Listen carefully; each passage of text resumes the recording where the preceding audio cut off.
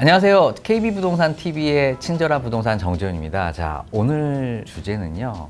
현재 굉장히 부동산 시장을 뜨겁게 달구고 있는 LH 순살 아파트 관련된 내용입니다. LH가 현재 시공했었던 무량판 구조 중에서 부실 시공이 된 사업장을 확인을 했고요. 결국에는 이런 사고를 예방하기 위해서는 철저한 점검밖에 없고요. 그런 철저한 점검은 다시 말해서 공사 기간이 더 앞으로 늘어날 수밖에 없고요. 그러다 보면 필연적으로 우리가 감당해야 될 그런 사회적 비용이다라고 생각을 하시면 될 것 같습니다. 그래서 이런 사회적 비용들이 아파트 가격이 조금 더 안정되기를 바라고 있는 지금 현재 상황에서 앞으로 아파트 가격에 불씨가 될 만한 이런 부분들은 좀 없는지, 그래서 이런 부분들에 대한 주택 공급 물량과 관련된 주제를 제가 오늘 가지고 나왔습니다. 자, 그러면 주택 공급 선행 지표로 우리가 보고 있는 인허가와 이제 착공주택의 지표를 한번 살펴볼게요. 이 파란색 선이 바로 주택 인허가 물량입니다. 그리고 이 빨간색 선이 착공주택 수예요. 그러면 보통 주택 인허가와 착공주택이 같은 추세로 간다는 것을 확인하실 수가 있죠. 그리고 이제 요 회색 선이 바로 아파트 매매 가격 증감률이라고 보시면 됩니다. 그래서 2013년도에서부터 2023년까지 10년간의 어떤 시계열을 보시면요. 주택 인허가가 44만 건 2013년도에 최소를 이루었다가요. 77만 건까지 이렇게 오릅니다. 이거는 부동산 가격이 이제 상승할 거다라고 생각을 하니까 이제 사업성 분석을 통해서 이제 주택 공급을 이제 실시하려고 하는 거예요. 자, 그 사이에 보면 아파트 매매 가격이 계속 올라가고 있었죠. 그래서 보통 2020년도에서도 비슷한 상황이 나타납니다. 주택 인허가가 46만 건으로 줄어들었는데 그 다음해인 2021년, 22년도에 아파트 매매 가격이 굉장히 상승하고 있죠. 자, 2023년도 현재를 한번 볼게요. 주택 인허가 건수가 42만 건으로 최근 10년간의 가장 낮은 치수를 좀 보이고 있어요. 그럼 필연적으로 우리가 앞으로 어떻게 생각하면 될까요?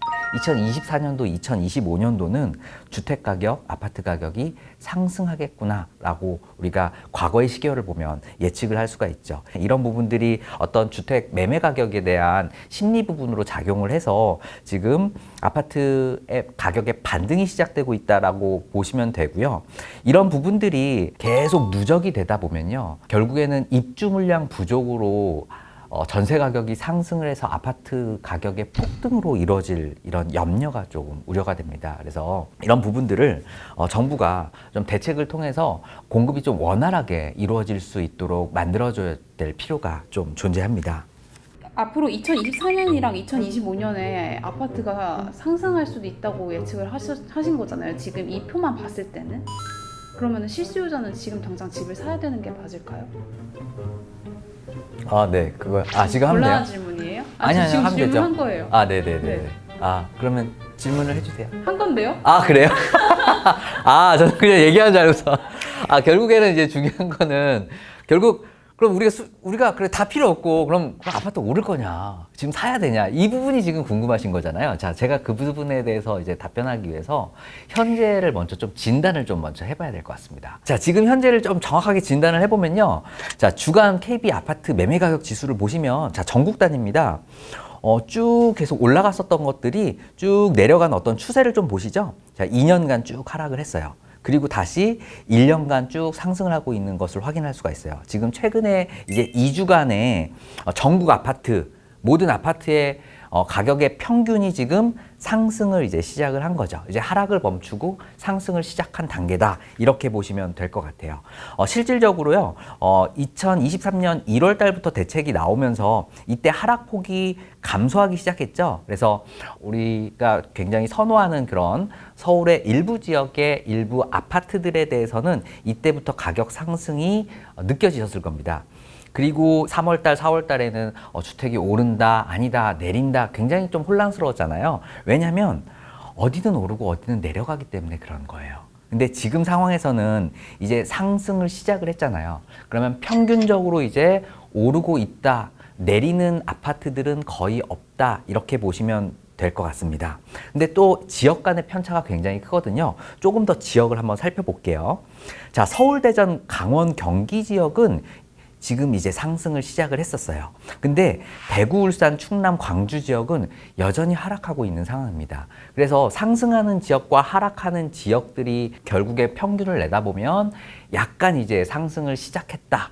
그래서 더 이상 하락이 이제 없다 정도로 이렇게 해석을 하시면 될 것 같고요. 서울이 지금 가장 상승률은 1위고요. 세종시 같은 경우 좀 특이합니다. 무려 11주간 계속 상승을 시작을 했어요. 그래서 세종시 같은 경우에는 하락도 굉장히 좀 깊었고 굉장히 빨랐는데 지금은 이제 아파트 가격이 전세 가격뿐만 아니고 많이 오르고 있다는 것을 아마 확인하실 수가 있을 것 같습니다. 세종 같은 경우에는 그럼 왜 그렇게 오르는 거예요? 네. 세종 같은 경우 네네네네네. 그 답변하면 되죠? 세종 같은 경우는요.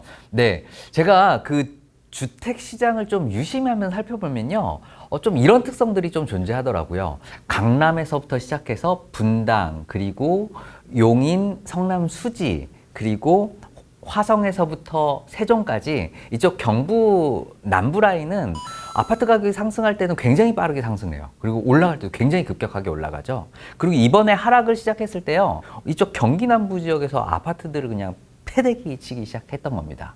특히 바로 세종 지역이 좀 그런 특징 중에 하나죠. 그래서 제가 말씀드린 이런 지역들의 특징은요. 거주자들이 굉장히 학력 수준이 좀 높아요.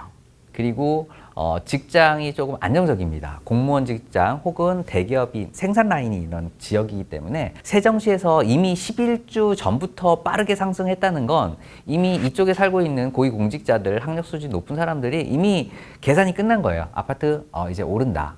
그렇기 때문에 충분히 또 많이 또 내려갔거든요. 세종시장 같은 경우에는 특징상 계획도시죠. 그래서 주변의 인프라들을 전부 다 택지지구로 만들었어요. 그래서 그 주변에 또 택지지구가 더 많습니다. 그래서 아파트 가격이 오르게 되면 그 주변에 또 택지지구들을 만들 수 있는 여지가 있어요. 근데 지금 현재 있는 상황에서 그래서 공급이 좀 신축적으로 이루어질 수 있다라고 보시면 될 것 같습니다. 그럼 결국에는 우리가 궁금한 건 앞으로 그럼 오를 거냐 내릴 거냐 이 부분이 좀 여러분들이 좀 궁금하시잖아요. 그래서 그 부분들을 여러분들이 어떻게 판단하시면 되는지 제가 지표 하나하나를 좀 알려드리도록 하겠습니다. 일단 처음에 말씀드렸었던 주택 인허가 착공 물량이 결국에 나중에는 이제 분양주택과 준공주택의 개수로 좀 나타날 수가 있어요. 그러면 착공하기 전에 지금 이제 분양을 먼저 하잖아요. 선분양을 하게 되면 선분양하고 나서 보통 36개월 뒤에 이제 준공이 됩니다. 그래서 분양주택과 준공주택의 수를 보면 아파트 매매 가격과 어떤 상관관계가 있는지를 한번 확인할 수가 있어요. 자, 그래프를 한번 보시면요. 분양주택은 2022년도 분양주택의 수는 이 파란 선입니다. 파란 선이 2020년도에 35만 건으로 분양주택의 수가 좀 높았었어요. 그러다가 2021년, 22년 그리고 지금에 놓고 보면요. 29만 건으로 내려가던 게 지금 올해는 이제 한 분양주택이 15만 건으로 낮춰질 거다. 이렇게 예상이 되고 있습니다. 자, 준공주택은요. 2013년도에 40만 건이던 게 2018년도에 63만 건으로 올라갔고요. 지금 다시 41만 건으로 지금 내려가고 있는 거죠. 그래서 분양주택의 수 그리고 인허가 주택의 수가 지금 급감을 하고 있는 상황이잖아요. 그럼 결국에 이런 준공주택이 앞으로 3년 뒤부터는 낮아질 수밖에 없어요. 근데 지금 41만 건이라는 이 준공주택이 10년의 시계열을 놓고 본다면 높은 상황은 아니에요. 굉장히 하단에 있는 그런 상황이기 때문에 앞으로 우리가 주택의 공급의 량이 계속 줄어들 수밖에 없다. 이거를 필연적으로 확인할 수밖에 없고요. 이런 부분들이 아파트 매매 가격을 끌어올릴 수밖에 없다. 이거는 우리가 앞으로 맞이하게 될 현상인 것 같습니다. 그러면 이 부분이 어느 정도 올라가는지에 대한 정도의 문제인 것 같아요. 그래서 폭등이 되지 않도록 지금부터 잘 관리해도 괜찮거든요. 그래서 좀 빠르게 인허가를 좀 내주고 착공이 될 수 있는 프로세스들을 정부가 좀 인센티브라든지 어떤 제도 개선을 통해서 좀 만들어주는 게 좀 중요할 것 같고요. 민간이 아직 못한다고 한다면 마중물 역할로서 LH, SH 등 어떤 공공주택을 좀 공급 물량을 좀 챙겨야 된다. 이 말씀을 좀 드리고 싶습니다. 자, 그 다음 슬라이드를 한번 보시면요. 입주 예정주택이죠. 입주 예정주택이 그러니까 바로 지금 우리가 입주하는 물량이라고 보시면 돼요. 그래서 입주 물량은 지금 현재 어떤 우리가 맞이하고 있는 공간 시장에서 임대료를 결정하는 가장 중요한 척도입니다. 입주 예정 물량이요, 20만 건에서 2018년도 46만 건으로 올라갔다가 29만 건으로 내려갔던 것이 지금 다시 33만 건, 37만 건으로, 그러니까 올해 입주 예정 물량이 계속 조금 올라가고 있어요. 근데 이 37만 건이라는 이 상황이 과거의 10년 평균에서 약간 조금 내려간 수준이기 때문에 그렇게 입주 물량이 많은 상황은 아니다라는 부분을 좀 말씀드리고 싶고요. 이런 입주 물량으로 인해서 역전세난까지 우려했었던 것이 결국에는 앞으로 3년, 5년 뒤에는 예정 물량들이 줄어들면서 전세가를 자극하고 매매 가격을 자극하는 이런 요인이 좀 될 수가 있습니다. 자, 미분양 주택을 놓고 보시면요, 2022년도에 6만 8천호로 많이 높아졌고요. 올해도 이제 6만 7천호 정도로 아직 과거의 시계열로 놓고 봐서는 미분양 주택이 해소되지 않은 상황이다라는 걸 확인할 수가 있어요. 이런 현상을 좀 놓고 본다면 결국에 입주 예정 물량이 줄어들 수밖에 없는 필연적인 사항을 우리가 생각을 한다면 공급이 중간에 끊기지 않고 지속될 수 있도록 좀 관리가 좀 돼야 되겠다라는 게 이번 슬라이드를 통해서 우리가 알 수 있는 상황입니다. 자, 거래량도 한번 보면요, 매물 건수들이 지금 계속 감소하고 있는 상황을 확인할 수가 있고요. 그에 비해서 아파트 거래량은요, 연초 굉장히 낮았었던 것이 지금은 점차 7만 2천호로 거래량이 점차 상승하는 것을 확인할 수가 있으니까 지금 상황에서는 아파트 거래 시장이 조금 활발해지고 있다. 하지만 이 수준 자체가 과거 굉장히 활발했던 시기를 비춰봐서는 그렇게 뭐 굉장히 활발한 수준은 아니다라는 부분들을 좀 말씀드리고 있고요. 그러면 결국 우리 실수요자 입장에서는 지금 주택을 사야 되느냐 말아야 되느냐 이런 결정을 하게 될 것 같아요. 만약에 하셔야 된다는 상황이라면 아까도 지역 간 차별화가 보였잖아요. 아직 안 오른 아파트가 존재해요. 안 오른 지역이 존재합니다. 그럼 고점 대비 30% 수준에서 사신다면 여전히 어떤 상황이 오더라도 뭐 충분한 안전마진이 존재한다라고 판단이 되고요. 아파트 가격이 단기간에 급상승할 것 같지는 않습니다. 그렇지만 그렇다고 아파트 가격이 하락하기에는 지금 뭐 이미 반영된 상황들이 너무 많아요. 금리라는 부분들이 더 올라갈 수도 없을 것 같고요. 그리고 뭐 지금 상단이 이제 내려오는 이제 시기만 지금 보고 있는 거죠. 잭슨홀 발언 이후에 보면 패드와치 같은 경우에는 뭐 작년, 그러니까 내년도에 금리를 인하하겠다라는 부분들이 많이 없더라고요. 결국에는 1, 2년간 이런 고금리가 지속될 가능성이 존재합니다. 그렇다고 본다면 결국에는 경기가 굉장히 빠르게 상승할 거다라고 또 볼 수는 없거든요. 과거에 글로벌 금융위기 이후에 전체적인 가격 회복이 된 거는 6, 7년 정도로 좀 보시면 될 것 같아요. 그래서 2018년도에 가장 가격이 높았었던 것들이 회복되는 과정이 한 7년 정도 걸렸고요. 그렇다고 본다면 지금 우리가 2021년도 가장 가격이 높았었던 그 가격으로 가려면 그래도 다지기 구간이 좀 필요하다. 6, 7년 기간이 좀 필요하다. 이렇게 보시면 될 것 같고요. 만약에 꼭 사셔야 된다라고 한다면 자신의 현재 현금 안에서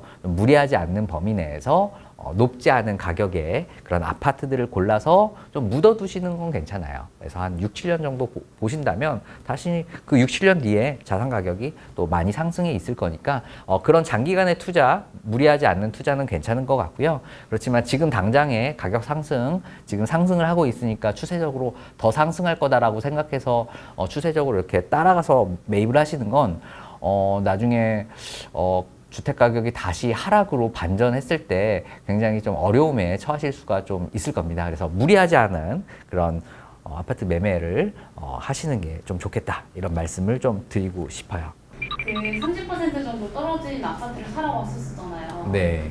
근데 그런 아파트를 구별할 수 있는 팁 같은 걸 혹시 전수해 줄 수 있다면? 네. 그거는 굉장히 쉽습니다. 저 같은 경우에는 이제 KB부동산 뭐 어플에 들어가가지고요.